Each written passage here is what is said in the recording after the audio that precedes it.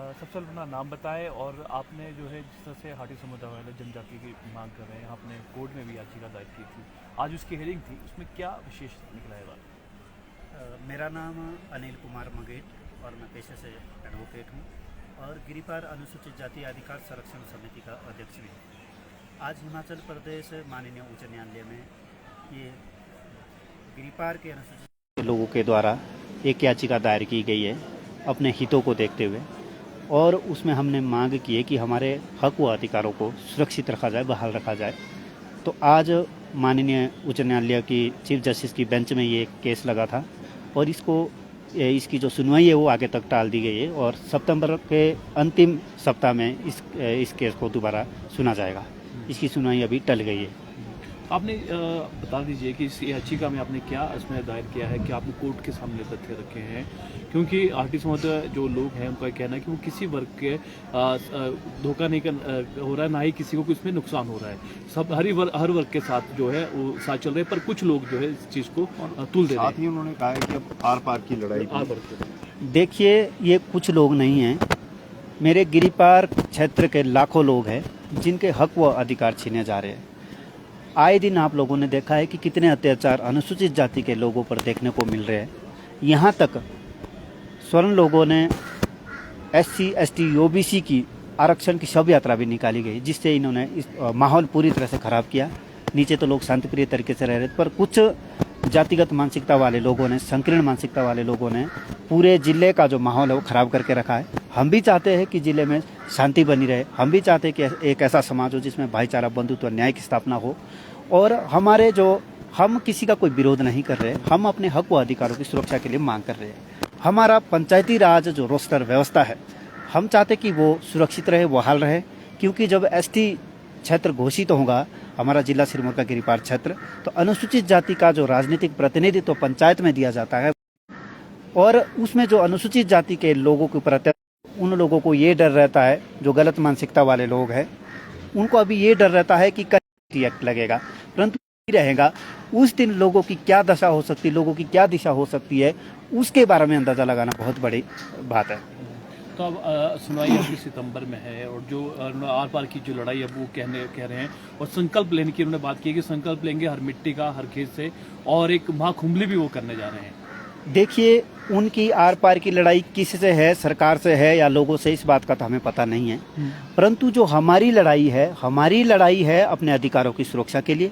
हम राज्य व केंद्र सरकार से अपने अधिकारों व हक की सुरक्षा की मांग कर रहे हैं, उनके बहाली की मांग कर रहे हैं कि अगर ये ST क्षेत्र घोषित होता है तो हमारे सबसे पहले हक व अधिकार सुरक्षित रखे जाए।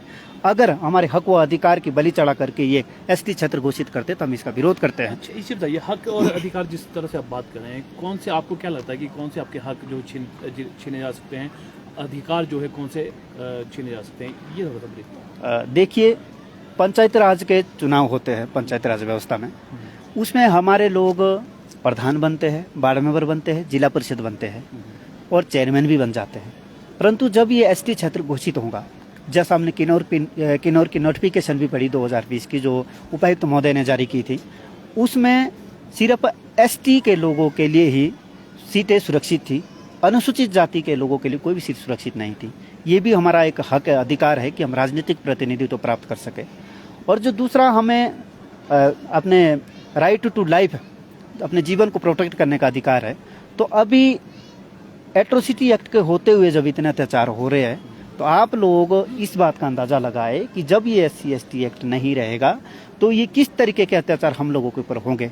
और नौकरी में भी हमें कम से कम जिस हिसाब से जो प्रतिनिधित्व वहाँ मिलना चाहिए था, सामाजिक प्रतिनिधित्व नौकरी में जो मिलता है, तो वो भी उस हिसाब से नहीं मिल रहा है। तो अगर ST घोषित होते हैं तो मुझे नहीं लगता कि जो नौकरी में हमारा एक कोटा मिलता है, आरक्षण मिलता है, वो हमें मिल भी पाएगा। और जहाँ तक आर पार की लड़ाई है, तो हम भी मीडिया के माध्यम से ये बात उनको चेता देना चाहते हैं कि हमारे लोग जागरूक हो गए हैं। हमारी लड़ाई अपने अधिकारों व हक की सुरक्षा की है, हमारी कोई जातिगत या किसी समुदाय से कोई लड़ाई नहीं है, और हम इस लड़ाई को अंतिम सांस तक लड़ेंगे।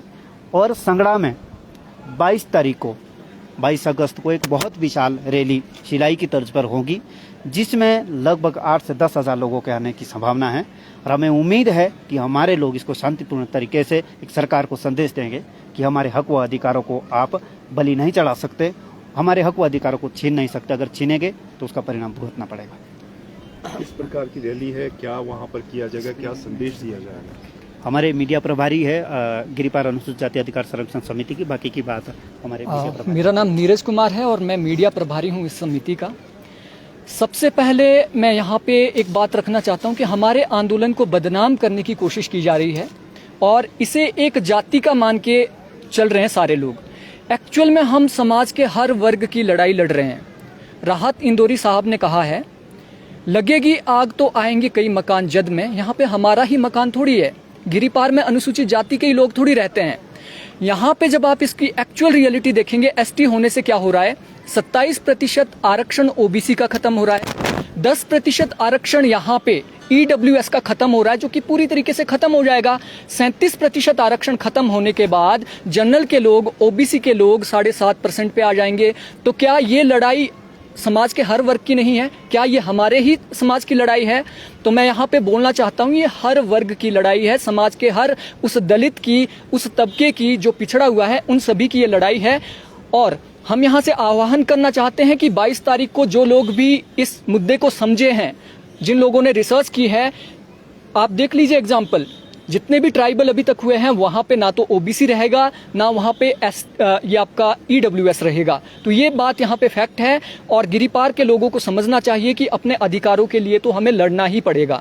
और हमारी लड़ाई डायरेक्टली यहाँ पे सिस्टम सरकार से है कि सरकार हमारे अधिकारों को प्रोटेक्ट करे। उसी के लिए संगड़ा में 22 तारीख की हमारी विशाल रैली होने वाली है और वो शिलाई की तर्ज पे होगी, यानी गिरिपार के ही लोग उसमें सम्मिलित होंगे, गिरिपार के ही जितने हमारे लीडर है वही होंगे, बाहर से उसमें कोई भी आदमी नहीं आएगा। और उस रैली के तहत हम ये संदेश देना चाहते हैं कि गिरिपार के लोग एकजुट है, गिरिपार के लोग अपने अधिकारों के बारे में जागरूक है और कोई भी हमारे जो अधिकारों के छीनने की अगर कोई कोशिश करता है तो उसका मुंह तोड़ जवाब दिया जाएगा आने वाले समय में।